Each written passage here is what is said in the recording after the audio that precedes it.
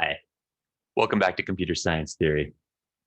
This is Comms W3261, offered Summer B 2021 at Columbia University. And this is Lecture 6, Part 2 of 2, Pushdown Automata.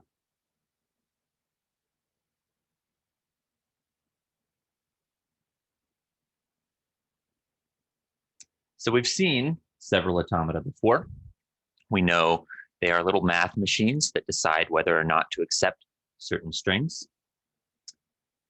And our improvement on the automata we've seen before for today is that the idea that a stack of symbols can be used as a simple memory.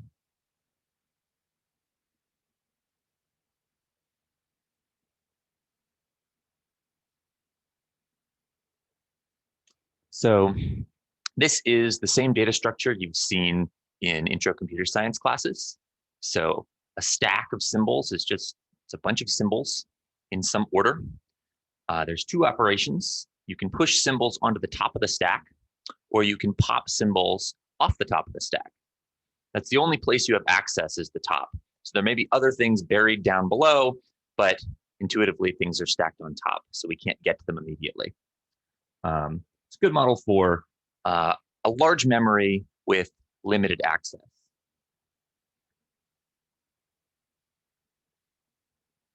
So, pictorially, let's say A, B, and C are in gamma, which we'll call our stack alphabet.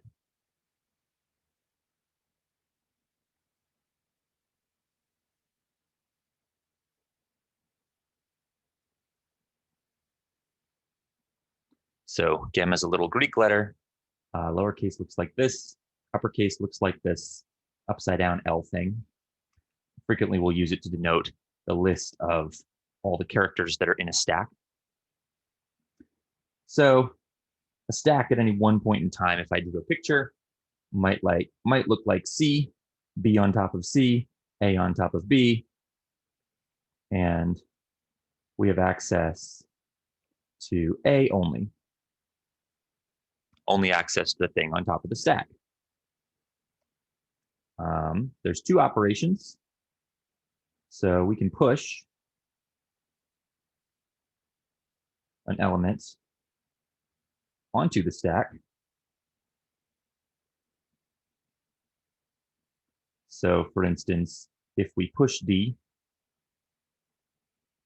push the symbol D, we end up with a new stack. C, B, and A are as before, but now D is on top. Or we can pop an element from the top of the stack.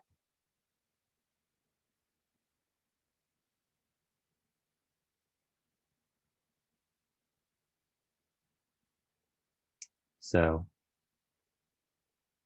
if I pop, I only access the top element. So, I can do a pop operation. I will always get, let's make the stack shorter. We'll always get the element on top. So popping is how I read an element from the stack. So if I did a pop on this stack with 4 elements in the middle, I would read D. D would come off the stack. So after this move, my stack would just have A, B, C again. And then I would have access to A. I could pop again and bring off A, or I could push something new on. So every interaction or sequence of interactions with the stack is going to look like pushes and pops, pushing things on, popping things off. We can only pop things off if there's something in our stack. And over to computation, our automaton, our pushdown automaton with this memory structure is going to have a stack that grows and shrinks. Pushdown comes from the idea that you can push a D, push a new element onto the stack. So yeah, important things to note. Access only the topmost element. So our pushdown automaton say pushdown automaton only knows items it pops. So at some intermediate state in computation, we had this idea of a DFA or an NFA, where all it knows is the input it's reading in and the state it currently inhabits. The pushdown automaton knows one more thing. If it pops an element, it knows the elements that it's popped. It knows the element that it's currently popping. It doesn't know anything below that element. So if A, B, and C are there as well, and we pop D, our pushdown automaton can't act based on knowing that A, B, and C are in the stack. All it sees is its topmost element that it's popping. And we'll also assume that this stack has unlimited size. And this is actually going to be a necessary requirement to give us an advantage over NFAs and DFAs. So if we posited some stack with finite size, like you can put at most 100 things onto it, then there would be a finite amount of stack states. And we could represent this in a DFA or an NFA just by having a huge number of DFA states or NFA states. So this pushdown automaton is going to be finite in the sense that it'll still have a finite alphabet and a finite state set, but it will have an infinite memory just with this access requirement.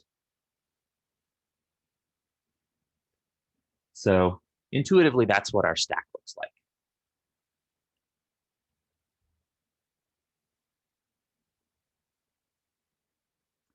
Let's draw a picture of a pushdown automaton.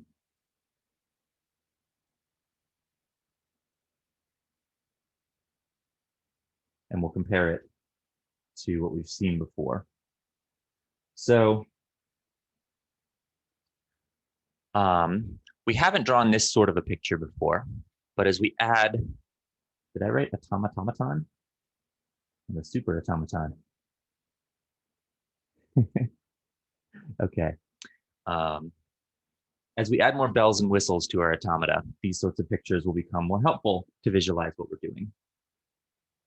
In particular, we can draw a picture of an NFA or a DFA that looks like this.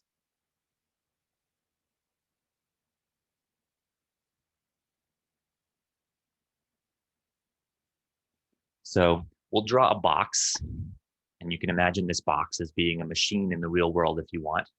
It's not a box full of states, but it is a box labeled state control. The idea is if we built a physical machine, there'd be some little box that knows what state it's in, that keeps track of its movement around.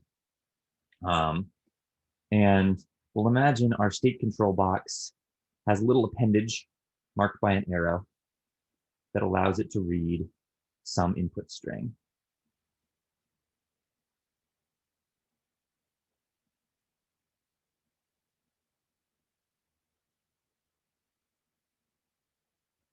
So if you were to represent an NFA or a DFA as a physical machine, you might come up with something like this. It's a state control that keeps track of what state it's in, virtually, and a little appendage that reads in the input off of a tape.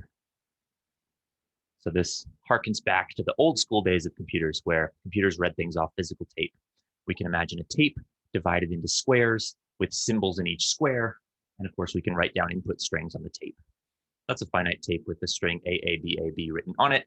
And we can imagine our NFA or DFA looking at one square at a time, only moving forward and updating its state control based on the input that it reads.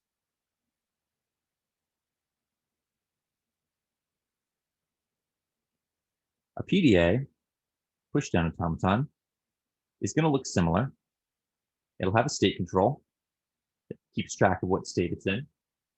It'll have an input string, so it'll have one little appendage that reads input left to right as before, but it'll also have a second appendage.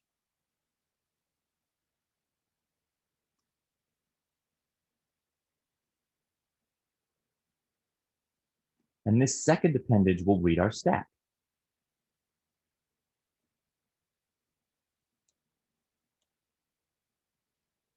So at any time, this little box we're imagining for the PDA, it has one appendage that's reading a certain square of the input string, one single symbol on the tape, and one appendage that can pop something off the top of the stack and look at that. So that tells us that on each computational step, there are 3 things that PDA cares about. So on each computational step,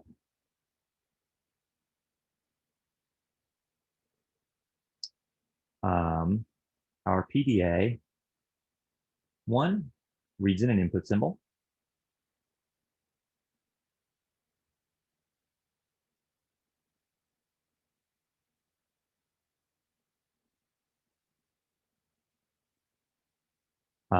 Reads its current state and maybe changes it.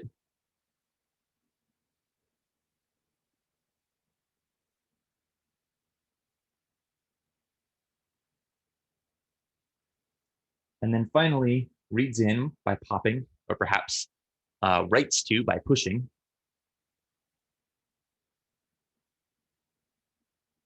the stack. These first 2 steps are identical with the NFA or the DFA, although the 3rd step is not. We read or write from the stack as well, have that other bit of input, determining our computation.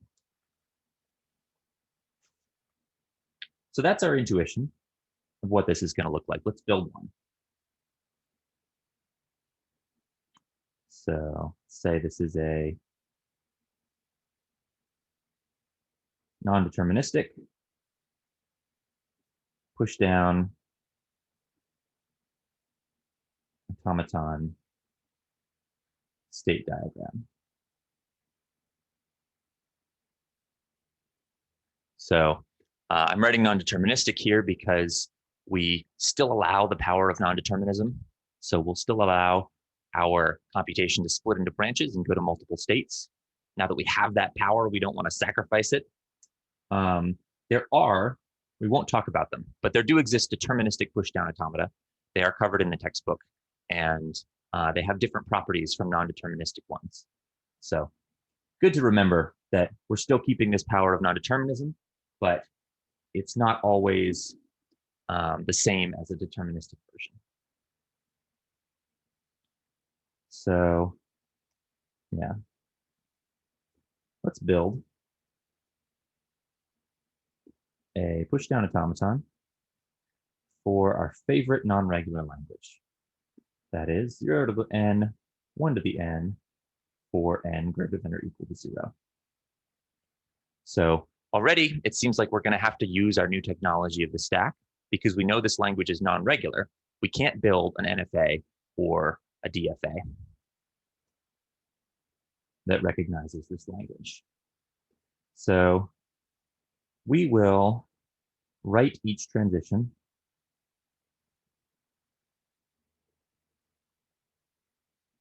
in our state diagram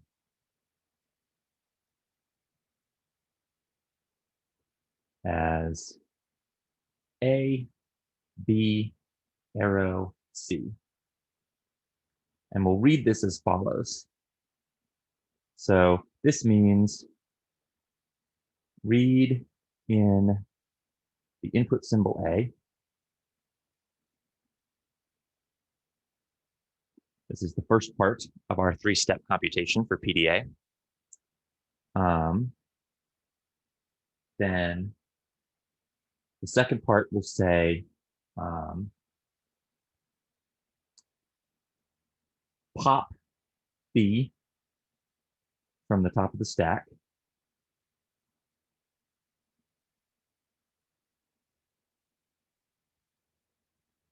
And then once we've popped B, so we'll only be able to take this transition if we have an input symbol A to read and a stack symbol B to pop. We won't take this transition otherwise. It's similar to like writing a transition that's labeled with A. We don't take that transition unless we happen to have an A on the input tape, the input symbol. So here we won't take this transition unless we have an A on the input tape and B at the top of our stack. This last symbol tells us after we've taken this transition, push the symbol C onto the top of the stack.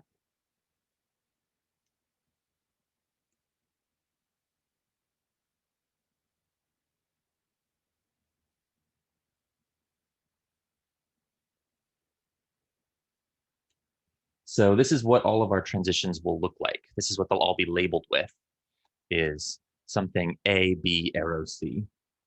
Of course, we won't always want to restrict what's in the input tape, what we pop or what we push. So we can use the empty string symbol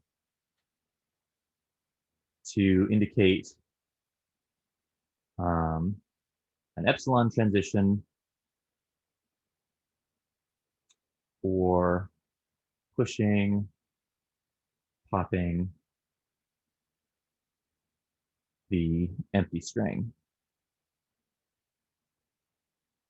So of course, sometimes in our computation, we might want to just go from a state to another state without pushing or popping anything. Conveniently, we already have an empty string symbol, so we can just say, okay, moving from state Q1 to Q2, I'm going to pop the empty string off the top of my stack.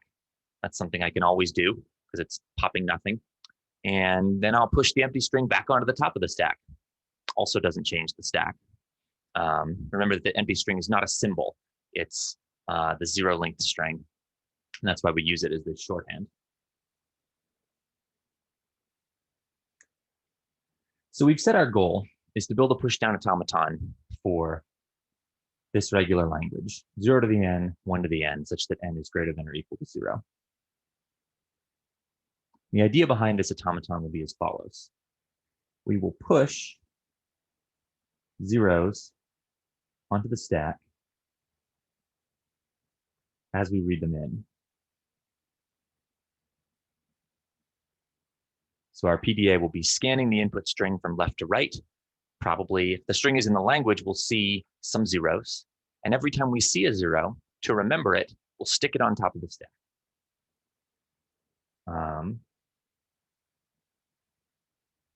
Then we pop a 0 off the stack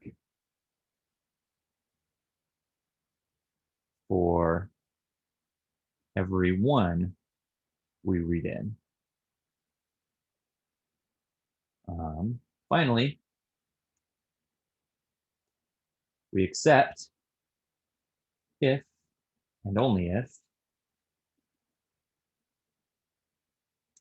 we read our last 1 when we pop our last 0.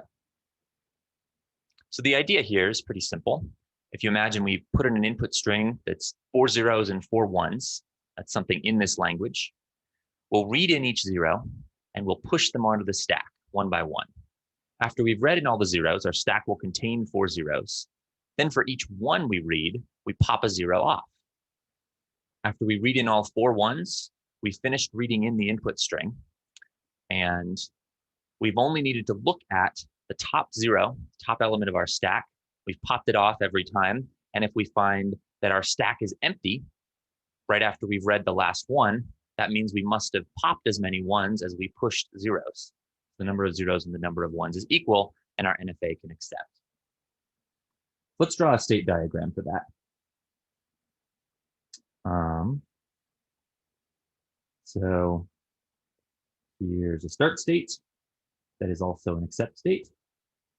So the string, the empty string is in our language, so our start state will be the accept state. And then I'm going to start with a transition that looks like this, which might seem a little bit weird to you. It's saying we read in nothing, we pop nothing off the stack because when we start, the stack is empty. And then we're going to push a $sign onto the stack. So here I'm just using the $sign as S is a special character, special stack symbol we use to indicate end of stack. So this is almost just a technicality. Our PDA won't have any way to recognize officially that the stack is empty. So if we want to recognize that the stack is empty, we'll just start by putting a $sign on the very bottom. That means that whenever we see the $sign, whenever we pop it off, we know that we've reached an empty stack, and that'll mark the end of our computation on the stack. So we'll start, if it's not the empty string, we'll push a $sign onto the bottom of the stack. Then from this state, Q2, we want to read in zeros and push each zero onto the stack. So we'll say, whenever you read in a zero, pop nothing off the stack and push a zero onto the stack. So if we're in state Q2 and we see a zero, we know we'll go back to state Q2. We'll stay in the same state, but the state of our automaton in terms of the stack, in terms of the memory, has changed. We've pushed a zero on. So, if we read in the string with 4 zeros, we would move from Q1 to Q2, push $sign on the stack, then push the zeros on. If I read in a 1, so that is, if I read in a 1, I want to pop a 0 off the stack and push nothing onto the stack. And I'll move to a new state that'll represent, okay, I'm done reading in zeros, I'm popping 1s now. We'll move to that state as soon as we see our first 1. And from that state, whenever we see another 1, we'll pop a 0 off the stack. What happens at this point if we run out of zeros? So if we run out of zeros and we read in a new 1, we can't take this edge because there's no 0 to pop off the stack.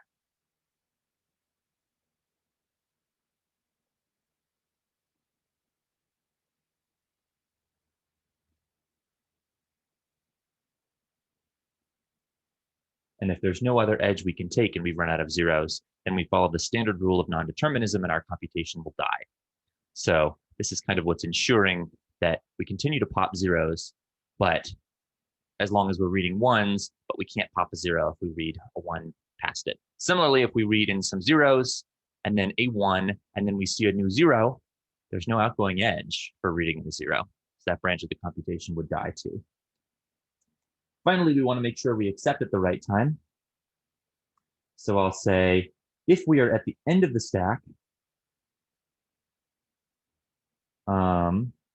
you don't have to read anything off the input string. When you see the $sign, go immediately to the accept state Q4. This is effectively saying once we popped all the zeros we pushed on, now we're back to the bottom of the stack. We see our $sign, we pop the $sign and go to the accept state. Importantly, we could get to Q4 without reading in all the input. But if we do that and we see another 1, well, our pushdown automaton will die because there's no state, there's no transition on reading input from Q4. So I claim that this will accept exactly the strings in our language, a string of zeros and then an equal length substring. But just to show off what's going on, I want to track a couple of computations here. So let's do some test strings. For example, let's do the test string 0011, which is in our language because it is the same number of zeros and ones.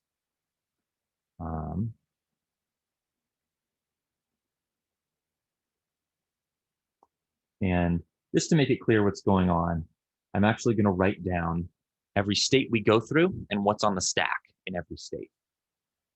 So we begin,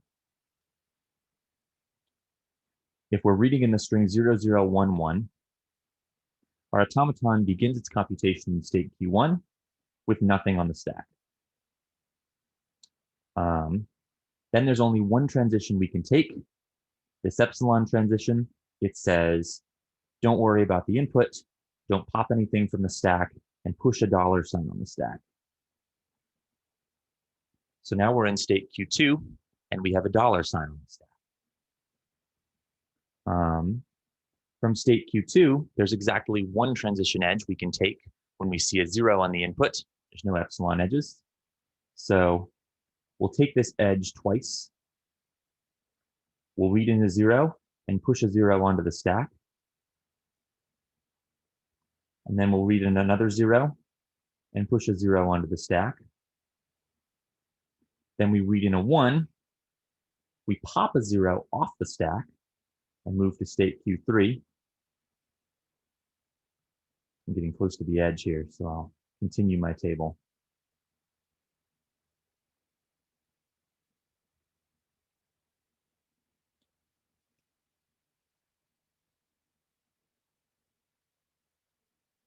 Once we're in state Q3, we've got one more 1 to read, and we can't take the other epsilon edge. We can't take the pop the $ edge because the $ is not on top of our stack. So we'll stay in state Q3. We will read in a 1 and pop off a 0. And then finally, we will be in state Q3. We will be able to pop a $ off the stack. So we will take this final edge, get to state Q4 with nothing on the stack. And at this point, our computation will accept because we have no more input symbols to read. As usual, once we've read all the input symbols, that's when our computation terminates. Just hypothetically, suppose I had another 0 here at the end of my test string.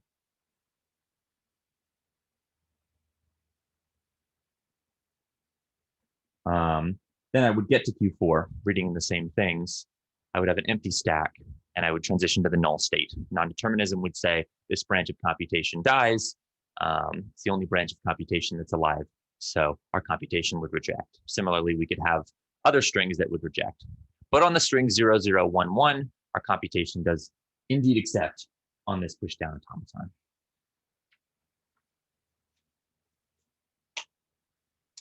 So at this point, we've given some intuition on how to think about a stack.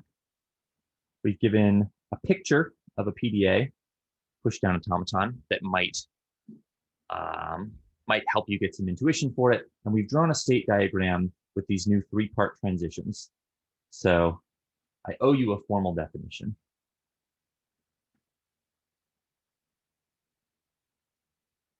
Let's do formal definition of a PDA.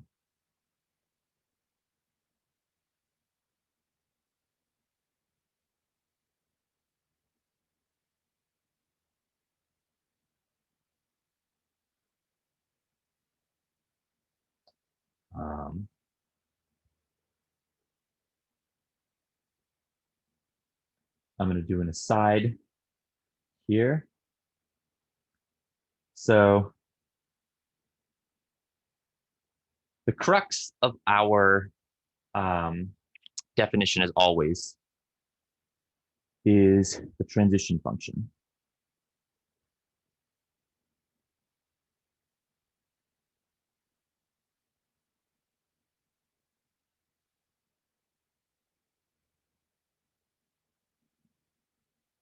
So we'll do a couple of definitions to make this transition function easier to understand. In particular,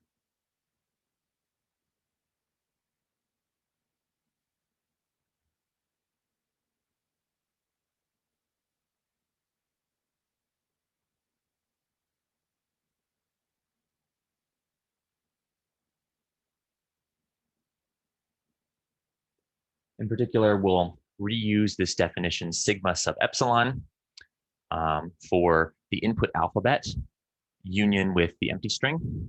So these are all the input symbols we could read in. We use this in the definition of the non-deterministic finite automaton. And we'll introduce gamma sub epsilon for gamma union empty string, where gamma denotes the stack alphabet. It's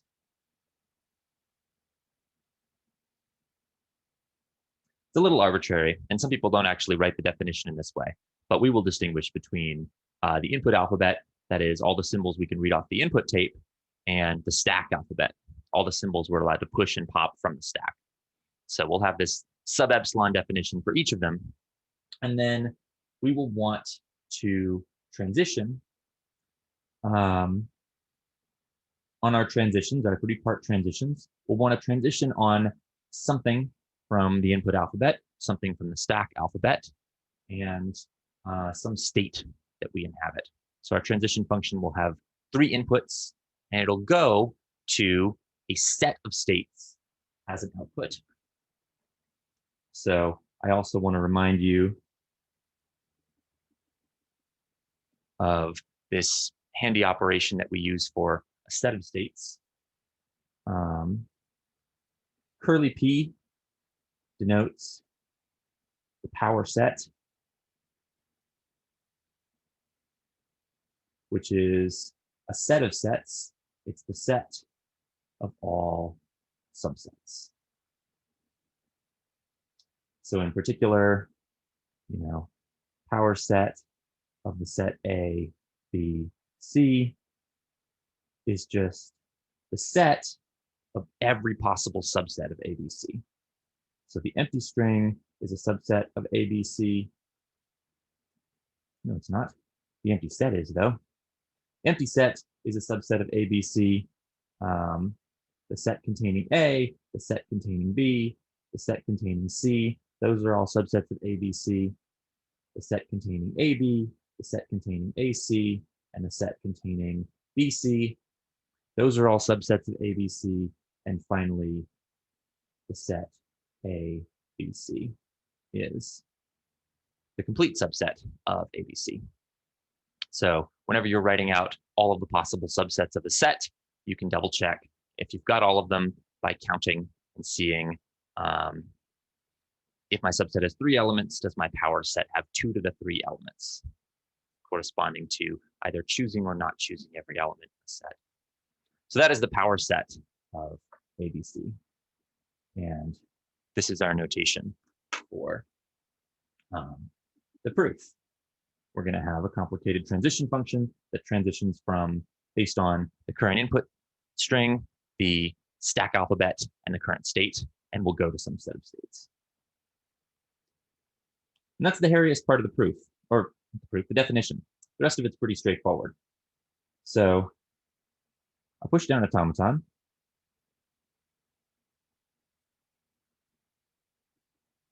is a 6-tuple. The G is a 6-tuple. Q, sigma, gamma, delta, Q0, F,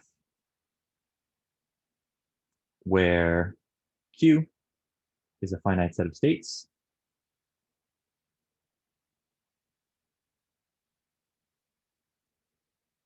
Sigma is a finite input alphabet.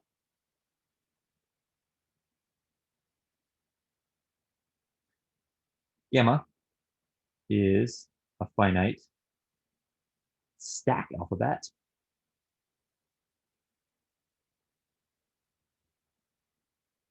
Q0 is the start state. F, a subset of Q, is the set of accept states.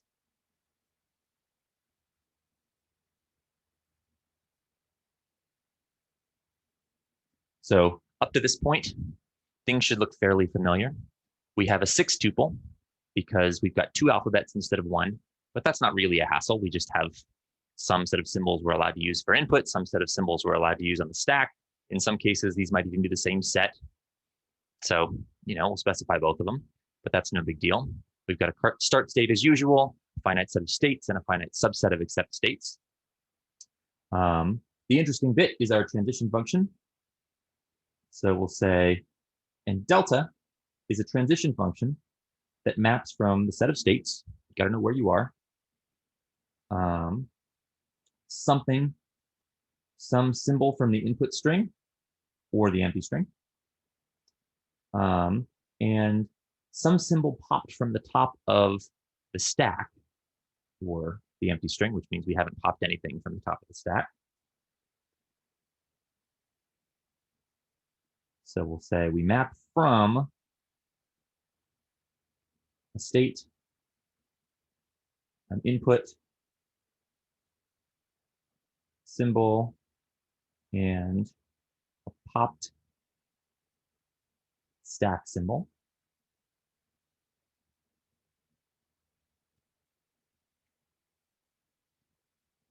And we'll map to, well, everything we map to will be a new state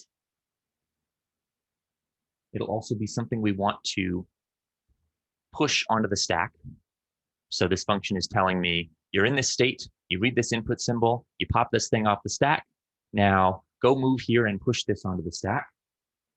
And then because we are allowing non-determinism, we're going to move to some subset of states. We might move to more than one state. So we'll do the power set. We'll allow ourselves to map to any subset of states. So this is the thing we're mapping to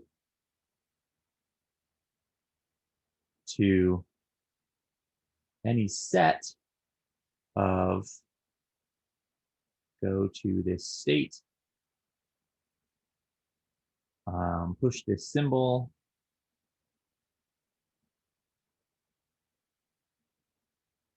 pairs. So we can go to any subset of states, pushing any subsets of symbols. We can move to the same state, non-deterministically choosing to push two different symbols. So that's why we have that power segmentation.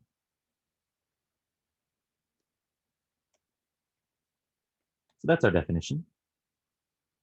And we'll say our pushdown automaton accepts an input string W equals W1, W2, Wn, where each symbol W, Wi, is in the input alphabet or is the empty string. So these are all the input things we'll transition on. If there exists a sequence of states R0, R1, all the way to Rn, and also, and this is where the stack will come in, some strings SO, S1, S2, Sn,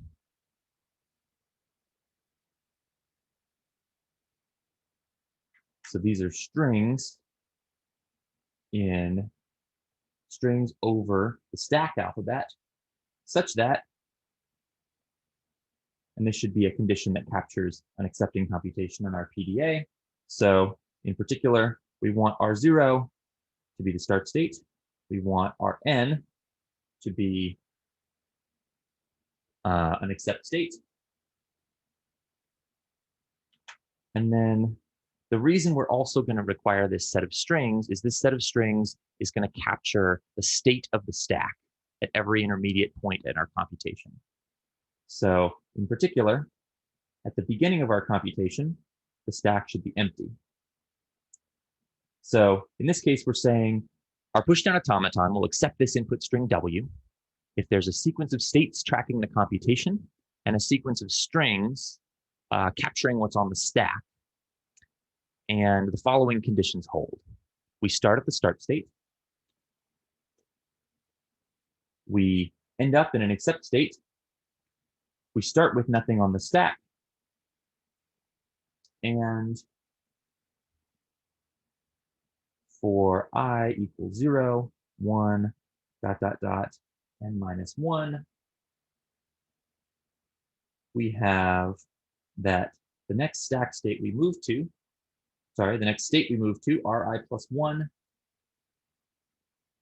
and the symbol we push onto the stack is allowed by our transition function. So from the previous state, given the previous input string and pushing or popping the previous thing off the stack, we're allowed to move to this new state and push this new thing, where this matches up with our string. So our string beforehand should have an A on the top of the stack, which will allow us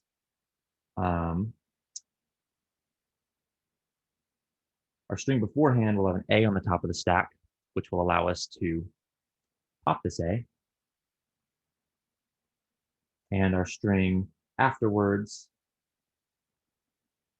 we'll have a B on the top of the stack, representing the fact that we've pushed this B.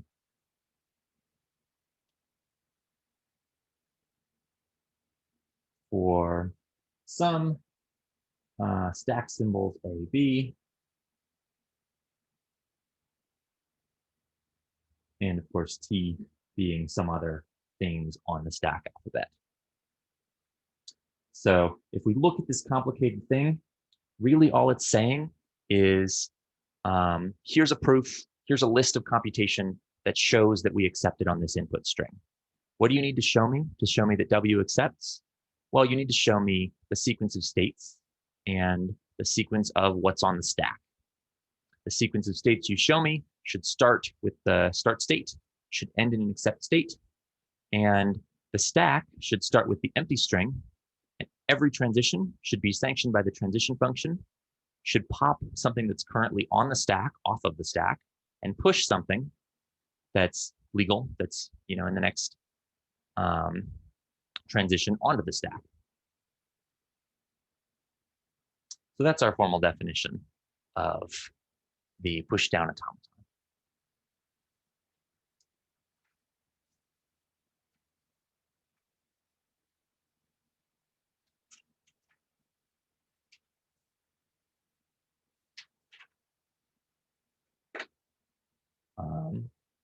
I'm going to give you one more example. In particular, I'm going to take the state diagram we drew earlier and turn it into a formal 6-tuple, so you can see how to go back and forth.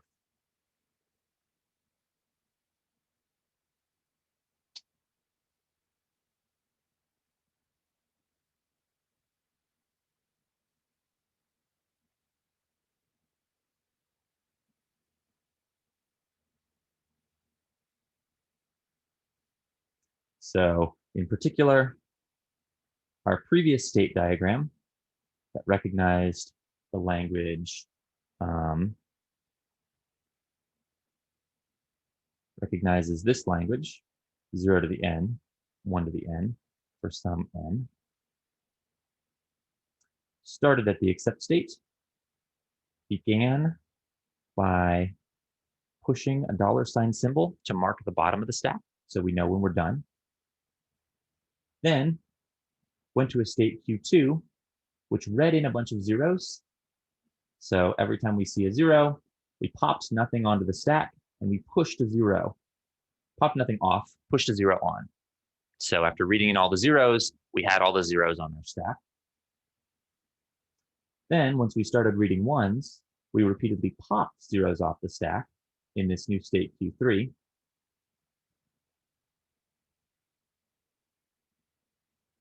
So every time we saw a 1, we popped a 0, we pushed nothing. And then finally, once we ran out of symbols on our stack, we popped the $, that's at the bottom of our stack, and went to an accept state, where we accepted if we were done reading the input. So this was our previous state diagram that we already wrote down to recognize this language. And formally, we can call this automaton P. That'll be our most common name for pushdown automata. We'll call them P. It has to have a state set. It has to have an input alphabet, a stack alphabet, a transition function delta. Our start state will be Q1, because that's where we start. And then we'll have a subset of accept states F. And here, most of these will be straightforward.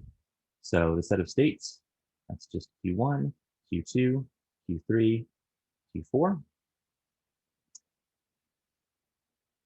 The set of input symbols, well, that's just the input alphabet, 0 and 1. The set of stack symbols, 0. I'll put 1 in, even though we never put 1 on the stack. It might as well be in our input symbol, but this is kind of like optional because we never actually push a 1 onto the stack. And also the $, is a symbol we can push onto the stack. In particular, if you're designing a PDA, If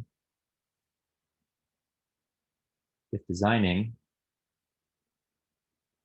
a PDA, feel free to use any symbols in your stack alphabet. So if anything, the stack alphabet will usually be larger than the input alphabet. In this case, we decided it would be convenient to push a $ on the stack, so we just added it to our stack alphabet. That's completely fine. We can store whatever we want on that stack, any symbol that is. The start state is implicitly defined, so Q1 is our start state. We just wrote it down as our start state here. F is the set of states Q1 and Q4. That is the accept state. And then the challenge is just going to be writing down our transition function. So recall that the transition function maps from a state, an input symbol, and a stack symbol to some subset of pairs consisting of a state and a symbol to be pushed onto the stack.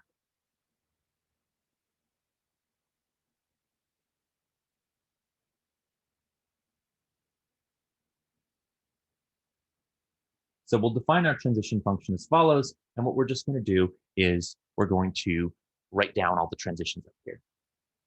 So, for example, if we are in state Q1, we read in nothing from the input. So now I'm writing down the transition function for this particular edge. Read in nothing from the input, push nothing off the stack. Sorry, pop nothing off the stack. Then move to a set of pairs with only one thing in it. That is the state Q1 and the $ push on the stack. So it's important to note that this is a set of states, not just one pair. So if we wanted to, we could have two transitions from state Q1 on reading nothing from the input and popping nothing from the stack. We'll just continue on in this way. So if we're in state Q2, we've said if we see a 0 on the input, we pop nothing, and we remain in state Q2 with a 0 pushed on the stack. If we're in state Q2, we read in a 1, then, and we have a 0 on the top of the stack to pop, we will then move to state Q3 and push nothing onto the stack. This is our first time we've used all three of our input parameters. So if we look at this edge, it requires two things to be true for us to take this edge. Well, really three things. We have to be in state Q2. The first implicit thing. We have to have a 1 on our input tape, and we have to have a 0 at the top of our stack. That's why all three of these parameters are filled out. And if all those things are true, we move to state Q3 and we pop nothing off the stack. Sorry, we push nothing onto the stack. From state Q3,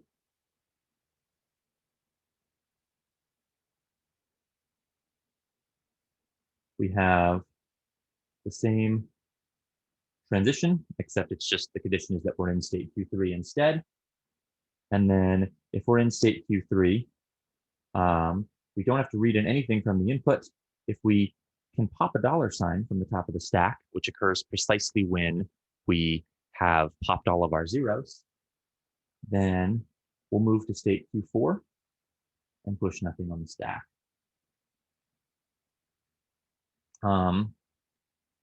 And technically, of course, we need to have transitions defined for every possible triple.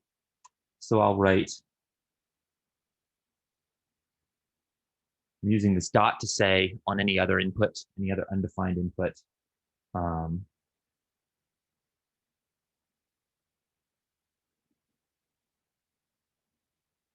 So what this last catch-all term means is essentially I'm defining the function delta on every other undefined input to map me to the null state. Essentially, I'm saying this branch dies if you give me any other input that's not in this list. So now I have completely defined my transition function delta. And this particular sextuple is equivalent to the state diagram I've drawn above.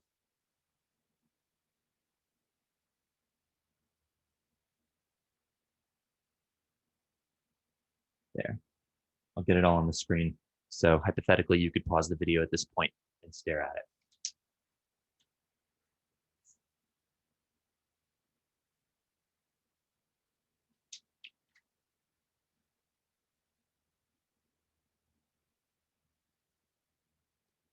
All right, at this point, we've introduced the PDA. I just want to do one more example. It'll be an example that's similar to our first example. We'll just go over it all one more time. Another example of building a PDA. And then we will be done with lecture 6. So example. Building a PDA that recognizes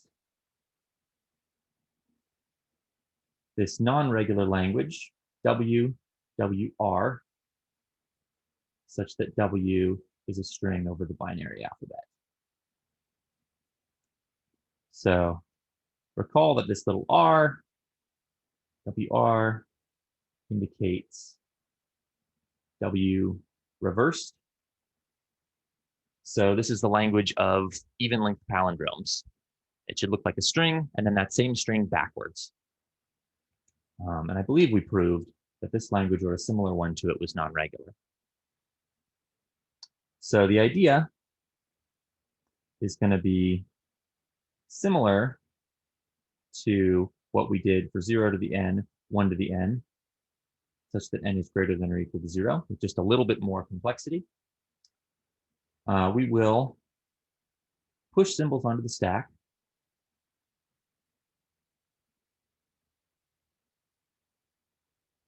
Then we will non-deterministically guess the midpoint of the string.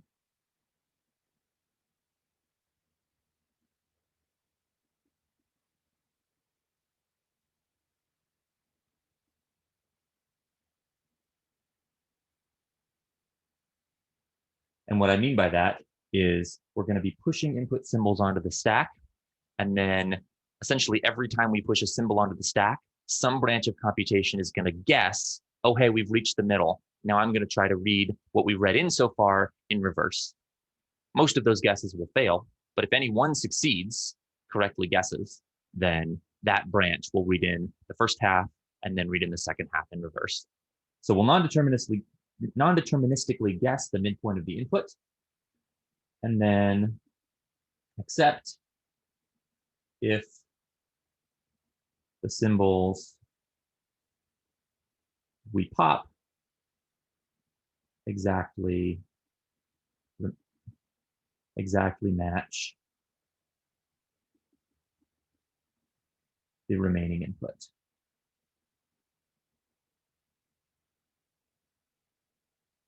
So in some ways, it's convenient that we're dealing with the reversed string here, because as we push symbols onto the stack, implicitly, they're kind of get reversed. If I push A, then B, then C onto the stack, I'm going to then have access to C, then B, then A in that order as I pop it off. So in some ways, this language is specifically convenient for what I'm trying to do, and I don't want to hide that.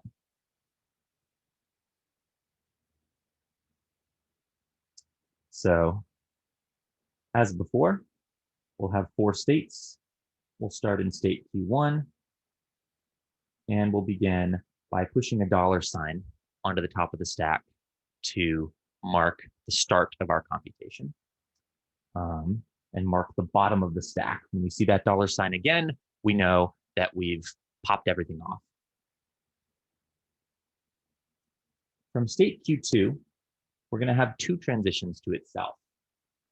So if we see a 0 on the input, we'll push a 0 on the stack. And if we see a 1 on the input, we'll push a 1 on the stack.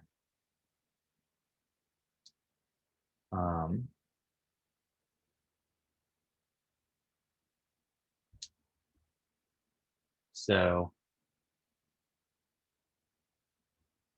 what this means, right,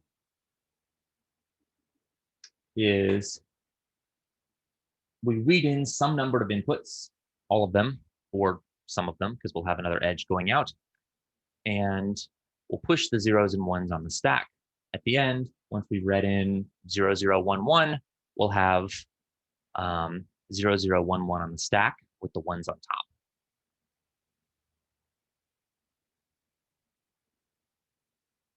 Then we'll have this edge taking us to the state where we'll try to pop things off the stack.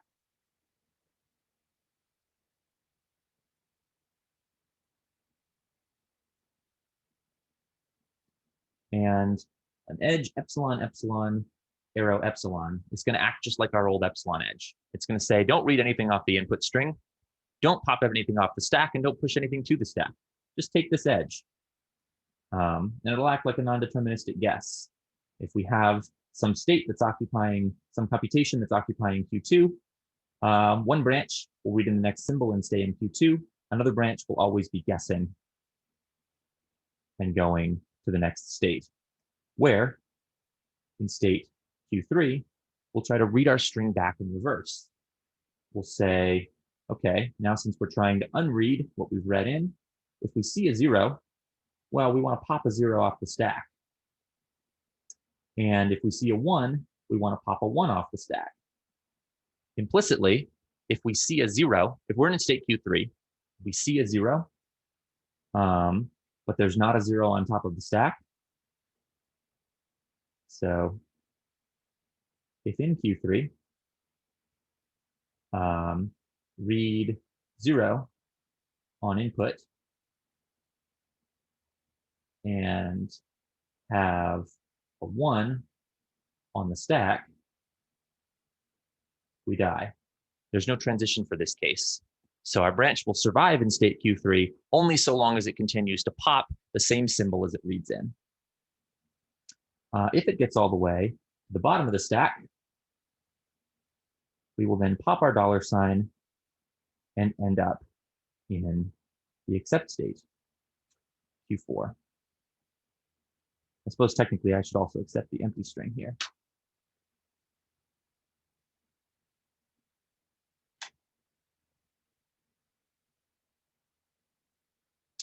So this is an automaton that'll do what we want it to do. If I read in, for example, 0, 1, 1, 0, then, well, my table may not work quite so well here. I'm going to have to ignore some branches that will die because we'll no longer have one computational branch. We'll have a couple. We'll start in state Q1 with an empty stack. We'll move to state Q2, where we will push the $sign. We will read in a 0 and a 1. So Q2, 0 $sign, Q2, 1 $0 sign. We will also have, and I'm ignoring them,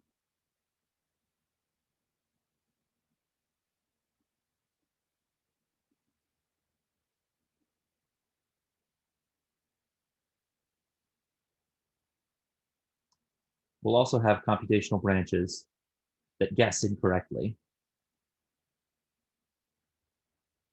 So for instance, we'll have some branch that says, all right, I'm going to move to state Q2, I'm going to push a 0, and now I'm going to try to read the string 0 and accept. And that branch will die because there won't be a 0 coming up next, or it'll be the incorrect length or something like that. The accepting branch, however, after it reads in the 0 and the 1, will then move to state Q3 without changing the stack. It will then pop off our 2 symbols. So it will read in this 1 and pop this 1 off the front of the stack. It'll do the same thing for the 0. And finally, it'll move to state Q4, pop the $sign off, and accept the string. That's an example of a computation on this particular pushdown automaton. So that's it for today. Next time, we will prove that PDAs are equivalent in power to context-free grammars. That is, PDAs recognize precisely the context-free languages. And that's why we've introduced them at this time. As a reminder, homework 3 is due today, Monday the 19th. Homework 4 will be due Monday the 26th. And the reading for this section is CPSR Chapter 2.2. Thanks for watching. See you in the next video. Bye.